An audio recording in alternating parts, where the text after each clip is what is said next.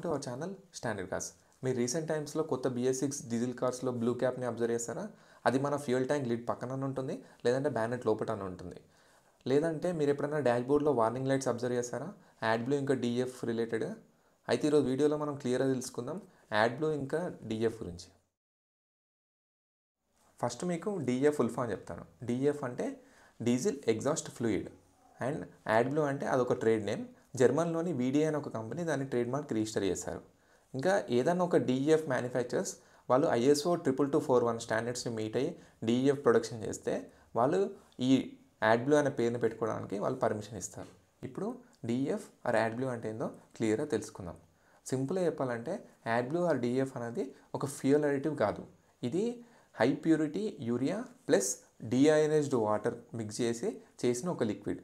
మీరు సింపుల్గా ఏమనుకోవచ్చు అంటే కొత్తగా వచ్చే BS6 డీజిల్ కార్స్కి ఇది ఒక ఎగ్జాస్ట్ ఫ్లూయిడ్ లాగా అనమాట.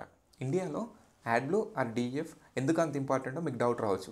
ఎందుకంటే గవర్నమెంట్ తీసుకొచ్చిన BS6 స్ట్రిక్ట్ నామ్స్ వల్ల డీజిల్ కార్ మ్యానుఫ్యాక్చర్స్ అందరూ దీన్ని మ్యాండేటరీగా పెట్టారు. జనరల్గా డీజిల్ ఇంజన్స్ అనేవి చాలా హార్మ్ఫుల్ గ్యాసెస్ రిలీజ్ చేస్తాయి, లైక్ నైట్రోజన్ ఆక్సైడ్. దీన్ని తగ్గించడానికి SCR సెలెక్టివ్ క్యాటలిక్ రిడక్షన్ అనే ఒక కాంపోనెంట్ని ఎగ్జాస్ట్ పైప్కి జాయిన్ చేసి యాడ్ బ్లూ యూజ్ చేసుకొని దాంతో పొల్యూషన్ తగ్గిస్తున్నారు. ఇప్పుడు మనం అసలు ఈ యాడ్ బ్లూ ఎట్లా పనిచేస్తుందో తెలుసుకుందాం.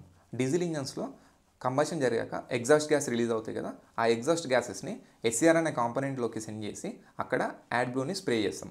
సో అప్పుడు నైట్రోజన్ ఆక్సైడ్ ఇంకా యాడ్ బ్లూ రెండు రియాక్షన్ జరిగి మనకు నైట్రోజన్ ప్లస్ వాటర్ వేపర్గా కన్వర్ట్ అవుతుంది.